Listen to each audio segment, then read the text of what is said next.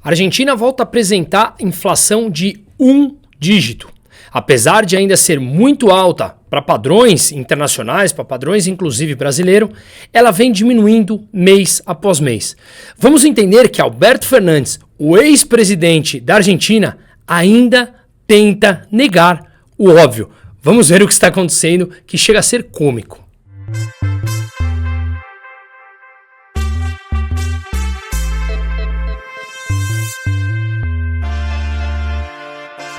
Pois é, exatamente como vocês ouviram. Alberto Fernandes, o ex-presidente argentino, o kirchnerista, que deixou a Argentina com uma inflação de mais de 200% ao ano. Depois de 20 anos de uma política afundando e deteriorando o valor do peso, a moeda local, os argentinos voltaram agora a ter um presidente que cuida das contas públicas. O resultado primário já apresentou superávit no trimestre, o primeiro em 16 anos. A taxa de juros já caiu de 133% ao ano que estava em dezembro, quando Milei assumiu, para agora 40%, caindo de forma gradativa e com uma ressalva importante. O peso, a moeda argentina, não se desvalorizou ao longo dessa queda de taxa de juros.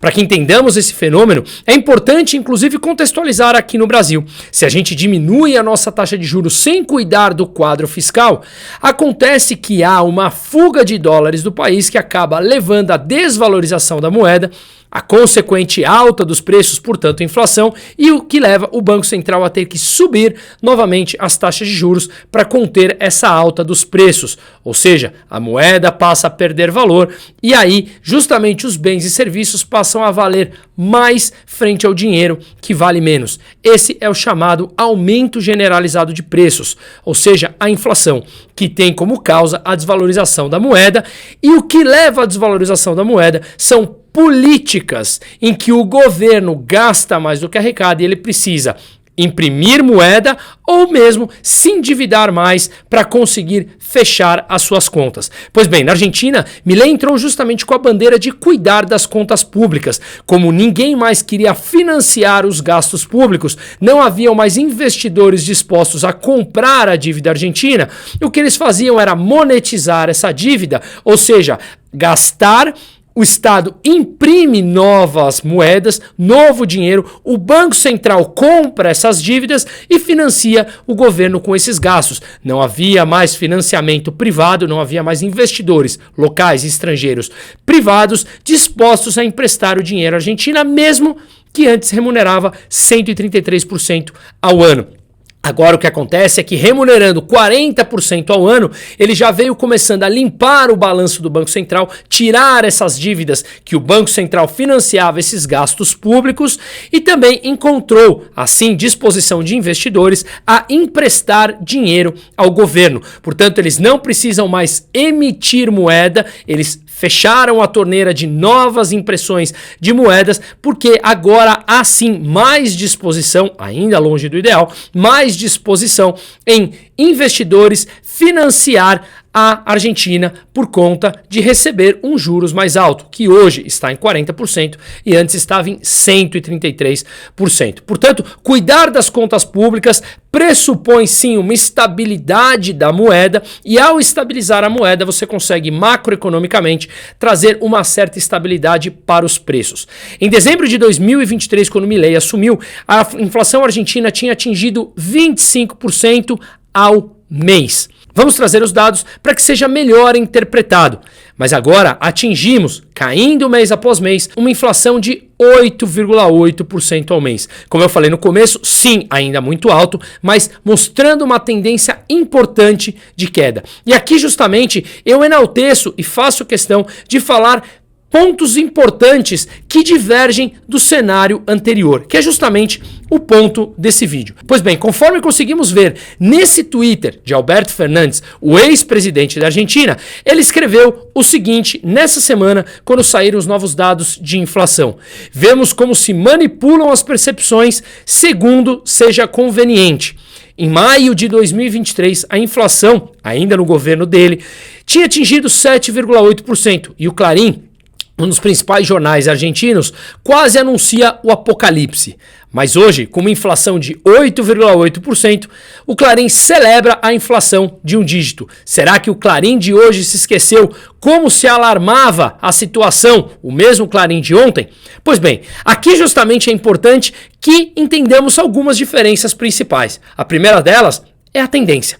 Conforme conseguimos ver aqui nesse mesmo gráfico, que é justamente a inflação argentina, nós vemos que ela veio crescendo, uma crescente muito clara desde lá de trás, mas vamos nos centralizar aqui em 2022 e 2023 para enaltecer ou para colocar como referência o próprio tweet do ex-presidente Alberto Fernandes. Ao olharmos aqui, novembro de 22, a inflação estava 4,9 ao mês. Em dezembro subiu para 5,1. Entramos em 2023 com 6% de inflação, 6,6% em fevereiro de 2023. Em março, 7,7%. Em abril, 8,4% de 2023. Ou seja, o que nós vemos aqui no começo de 2023 é uma clara tendência de alta da inflação. Depois, no mês de maio, caiu um pouco para 7,8%, depois caiu para 6% em junho e voltou a subir novamente. Julho, agosto atingindo 12,4% e quando a gente vê em setembro, 12,7%. Ainda em 2023. Já no final do governo do Alberto Fernandes, a partir de outubro, ela começou a subir e disparou, atingindo 25,5% no mês de 2023. Portanto, vemos aqui claramente uma tendência de alta, ou seja, quando o Clarim, segundo Alberto Fernandes, divulgou, e vamos lembrar das tendências de esquerda dos principais jornais, assim como o Clarim. Vamos lembrar que os mesmos jornais também batiam no Javier Milei por ser filosoficamente um anarcocapitalista libertário, que obviamente os governos e o meio de comunicação convencional não gostam. Mas quando o Clarim divulgou no ano passado a inflação de um dígito e segundo o Alberto Fernandes eles divulgavam como se fosse um apocalipse, é claro, a tendência da inflação estava subindo, crescente. Tanto é que atingiu 25,5% no mês de dezembro. Foi subindo 7, 8, 12, 13 e chegou a atingir 25,5%. O que nós vemos agora justamente é uma tendência contrária. Depois de atingir em dezembro de 2023, no primeiro mês do governo Milei, ele governou a partir do dia 10 de dezembro. Pois bem, no mês de janeiro caiu para 20,6%, no mês de fevereiro caiu para 13,2%, no mês de março para 11%, em abril agora 8,8%. A gente consegue ver, inclusive, um tweet de Ramiro Marra. Ramiro Marra, ele é um congressista da cidade autônoma de Buenos Aires, em que ele colocou justamente o seguinte: nos deixaram à porta de uma hiperinflação com uma inflação lá no atacado de 54% e aqui no varejo diária de 1% ao dia de inflação, que anualizada representa 17.000%. Apesar de tudo isso, em 5 meses, logramos baixar a inflação para um dígito. Ainda tem muito por melhorar, mas estamos no caminho correto. Ou seja, está claro que essa inflação de 8,8% aqui representa anualizada uma inflação de 175%, muito abaixo do que estava na inflação anualizada dos 25,5% de dezembro. Portanto, vemos aqui claramente uma tendência de queda. E mais, o importante é que o governo não apenas baixou essa inflação do nada, ele cuidou das contas públicas, mostrou ao mercado uma preocupação em cuidar, apresentar um resultado fiscal positivo, repito, o primeiro superávit trimestrário da Argentina em 16 anos, e ao cuidar das contas públicas, gastar menos do que arrecada, portanto apresentar um superávit, ele passa a mensagem de cuidado, de uma estabilidade, de uma busca responsável pela estabilidade macroeconômica, consequentemente uma estabilidade da moeda, do peso. Essa estabilidade da moeda pressupõe obrigatoriamente um cuidado das contas públicas que tem como resultado, como consequência, justamente os preços mais estáveis. Portanto, estamos claramente numa tendência de queda da inflação mês a mês, desde que Milei passou ao mercado a necessidade de cuidar das contas públicas, mas além de passar essa necessidade, ele vem fazendo, executando isso, através de resultados de superávit, como falamos, e cortes de gastos públicos muito fortes. E Claramente, deixar de monetizar os gastos públicos imprimindo novo dinheiro. Ou seja, o cuidado básico que leva a uma estabilidade vem mostrando resultados. O FMI soltou uma 8ª nota positiva para a economia argentina, falando que Milei apresenta resultados melhores, inclusive, do que o FMI não apenas esperava, mas como ele tinha traçado como meta. Tanto é que liberou mais uma tranche de 800 milhões de dólares no pacote total disponibilizado para a Argentina. Esse é o ponto importante. A inflação está em queda e antes estava numa tendência de alta. Portanto, quando o Clarín anunciou que 7,8 era uma inflação gigantesca, claro que é, assim como hoje também ainda é muito alta, só que a tendência agora é de queda, quando lá a tendência em maio do ano passado era de alta. Tanto é que atingiu 25%, como a gente falou em dezembro. E mais, antes tinha uma irresponsabilidade fiscal em que os gastos governamentais cresciam mês após mês, além do governo claramente imprimir todos os meses mais dinheiro para financiar os seus gastos, afugentando ainda mais os investimentos e os investidores privados, locais e estrangeiros. Agora, a tendência de queda e a tendência é atrair esse capital estrangeiro que já vem acontecendo, tanto é que a Argentina já conseguiu recompor as reservas do Banco Central que estava negativa e agora eles já possuem dólares nas reservas positivos e mais, eles já conseguiram alongar a dívida, atraindo investidores dispostos a financiar a Argentina por uma taxa de juros significativamente menor do que estava no ano passado e com tudo isso, a moeda argentina foi uma das que mais se valorizou no mundo nesse primeiro trimestre. Ou seja, a tendência, a expectativa fala muito e antes era completamente negativa e agora tornou positiva. As recentes notícias não deixam dúvidas. A economia brasileira enfrenta um período turbulento, agravado por decisões políticas extremamente controversas. A inflação dispara, o real desvaloriza, investidores fogem em busca de segurança. Nesse cenário caótico, o medo de perder tudo nunca foi tão real. Mas onde muitos veem crise e desespero, você pode enxergar uma oportunidade de ouro. Apresentando o workshop Caos e Oportunidade, o Brasil e suas perspectivas financeiras. Esse evento é exclusivo e sua chance de entender o panorama atual e aprender a proteger e também tirar vantagem com o seu patrimônio em meio a tamanha incerteza. Com especialistas renomados em finanças e economia, Caos e Oportunidade oferece estratégias práticas para a gente navegar na estabilidade econômica, aprender a identificar oportunidades que apenas os mais atentos conseguem ver. Blindagem financeira robusta. Implemente táticas comprovadas para proteger seu patrimônio das garras de políticas econômicas erráticas e muitas vezes mal intencionadas. Investir com inteligência. Descubra investimentos resilientes que prosperem até nas piores crises, ou seja, o chamado antifrágil. Para detalhes do evento, será em junho, local aqui em São Paulo capital, das 9 da manhã às 19 horas, dia 29 de junho, no último sábado do mês, durante o dia inteiro. Evento promovido justamente para que tenhamos oportunidade não apenas de debater, mas entendermos toda uma nova perspectiva e, obviamente, fazermos relacionamento entre todos os envolvidos que pensam mais ou menos parecido.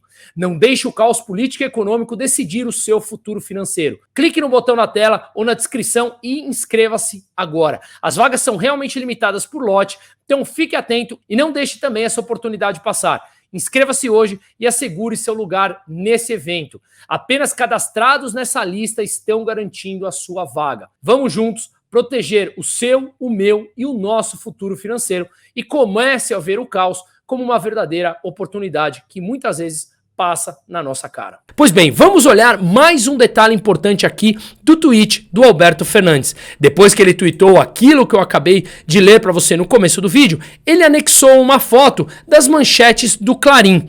No lado esquerdo, o Alberto Fernandes mostrando as notícias do Clarín enquanto ele era presidente. E no lado direito, depois que o Milei assumiu, claramente deixando a entender que o Clarín apoia o Milei em contrapartida ao seu governo. Mas olha aqui o pulo do gato.